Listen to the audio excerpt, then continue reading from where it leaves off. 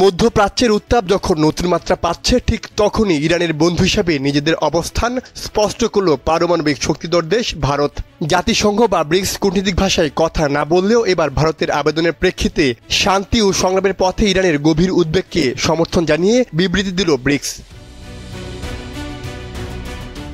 মঙ্গলবার ইরান ও ইসরায়েলের মধ্যে যুদ্ধবিরতি কার্যকর হওয়ার পর ব্রিক্স এই বিবৃতি জারি করে জানায়, ইরানের শান্তিপূর্ণ পারমাণবিক স্থাপনাগুলোর উপর সম্প্রতি হামলা আন্তর্জাতিক আইন এবং জাতিসংঘের পারমাণবিক নিয়ন্ত্রণ সংস্থার নীতিমালার সুস্পষ্ট লঙ্ঘন। বিবৃতিতে ব্রিক্স আরও জানায়, বিষয়টি শুধু আঞ্চলিক নিরাপত্তা নয়, বরং বৈশ্বিক স্থিতিশীলতার হুমকিও বটে।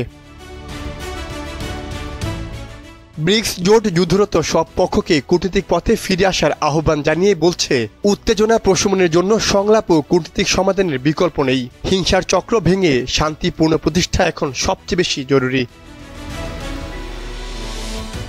ব্রিক্সের এই বিবৃতি এমন সময় এলো যখন ইসরায়েলের পক্ষ থেকে দাবি করা হয়েছে তাদের একাধিক অভিযানে ইরানের বেশ কয়েকজন গুরুত্বপূর্ণ পরমাণু বিজ্ঞানী নিহত হয়েছেন।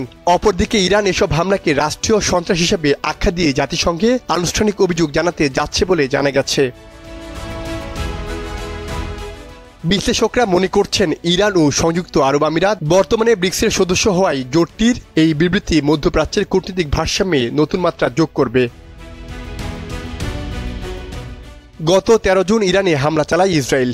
এতে বাড়তে থাকে হতাহত ও ক্ষয়ক্ষতি। এরই মাঝে তেহরানকে হামলা করে বসে যুক্তরাষ্ট্র। পাল্টা প্রতিক্রিয়া হিসেবে মধ্যপ্রাচ্যে মার্কিন 3টি সামরিক ঘাঁটিতে হামলা চালায় ইরান।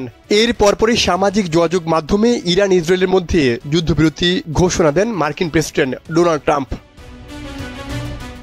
সামিউল হক খান, সময়ের আলো।